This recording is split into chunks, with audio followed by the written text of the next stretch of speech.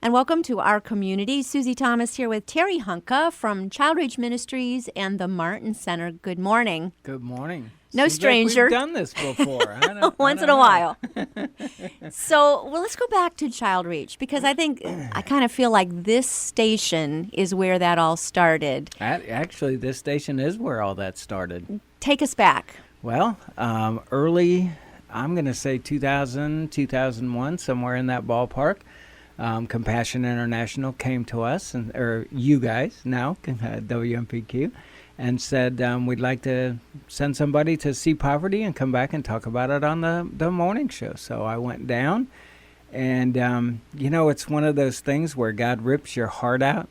Only he ripped it out, threw it down on the ground, stomped on it a few times, put it back and said, now, what are you going to do with that? Yeah. And, literally we listen to those broadcasts every now and then. And, it was just, God was just doing some miraculous things in my life and led me to go to Peru. And, we were fortunate to be and honored to be part of God's will down there, and we were part of 3 orphanages, and then we were in Ecuador where we built a elementary school, and then went to Africa and did all kinds of fun things there, and Appalachia.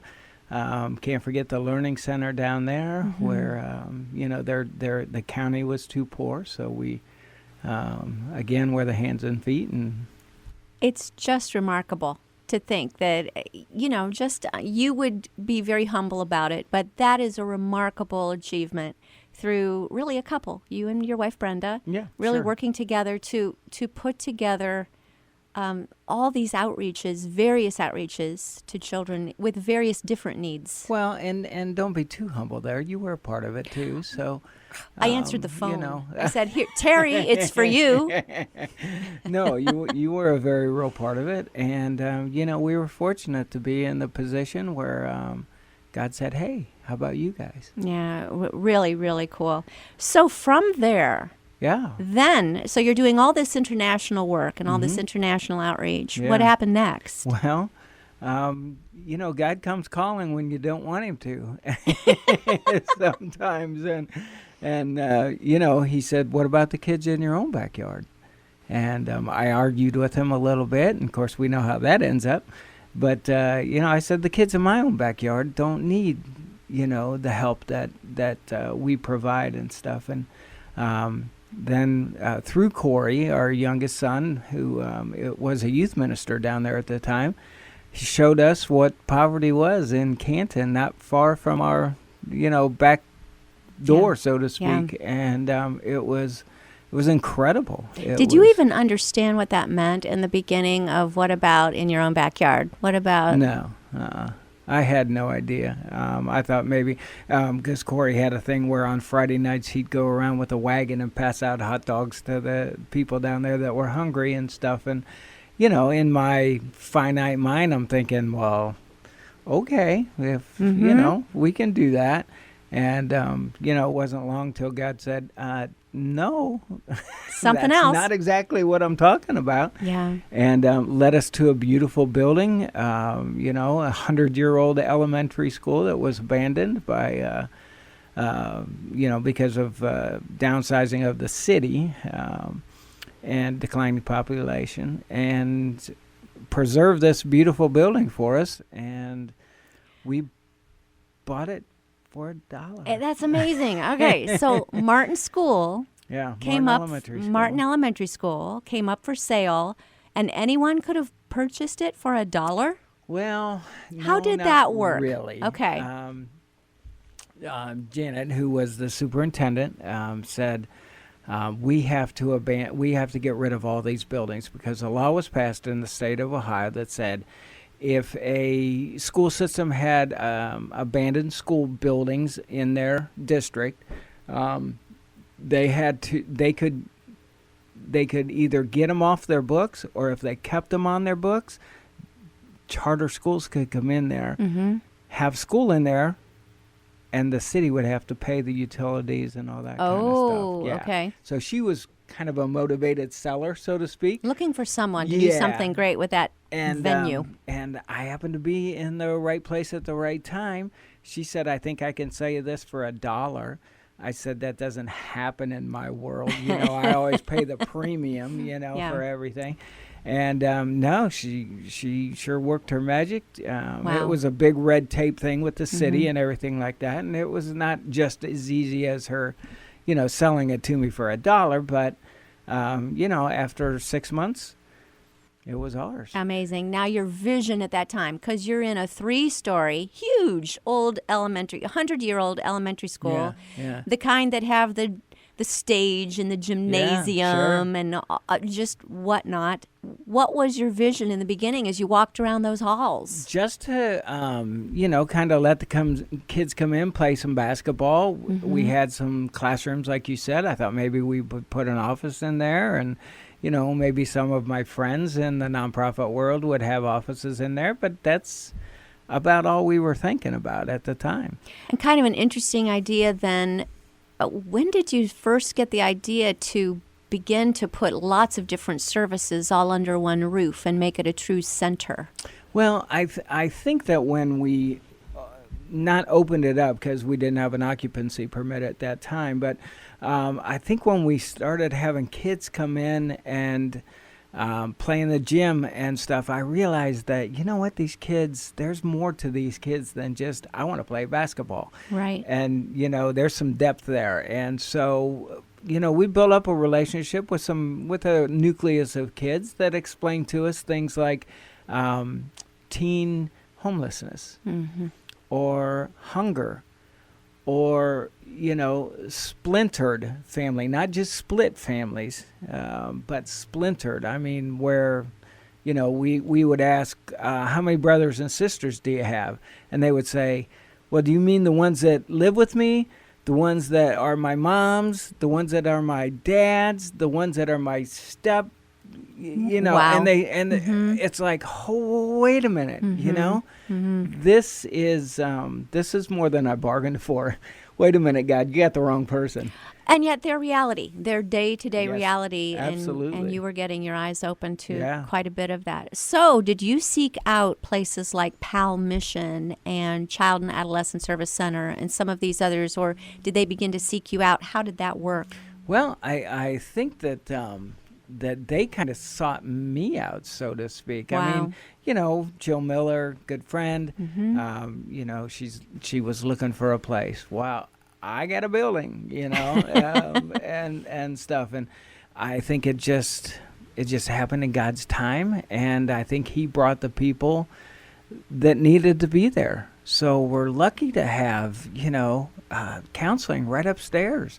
We're lucky to have somebody that works with homeless kids right upstairs. Right. And starting to meet the needs of the kids in a real and tangible way. So the Martin Center houses what all services? Well, just the offices upstairs. We have PAL Mission, who works with kids that mainly age out of the foster care system, but we are opening up across the street, Child Reach Ministries and PAL Mission in partnership. We are opening up a teen homeless shelter. We're very excited about that. And let's see, we have Child and Adolescent Services. We have the Cool Project, who is like a neighborhood revitalization program, only with a purpose. Yes. They build relationships with their homeowners and stuff. We have a couple churches, 3 churches, have offices up there. And we have 1 office to rent. So if you're looking for something, There you go. we have it. Okay. Yeah. How does someone say, I want my ministry to be there? How do they reach you? What's the best way? Well, I guess just talk to God, because He seems to be in charge. No, just give us a call, 330-854-2227. You'll get me, and I'll be glad to talk to you and show you what we have. So on the spiritual plane, Yes. it's a beautiful thing that's happening there. On the physical plane, it's also beautiful. it has been completely renovated as far as the space itself. Kind of take us on a tour through the Martin Center and what you did as far as pulling off walls and finding exposed brick and having it look so cool. Yeah, that was one of the pleasant surprises, actually.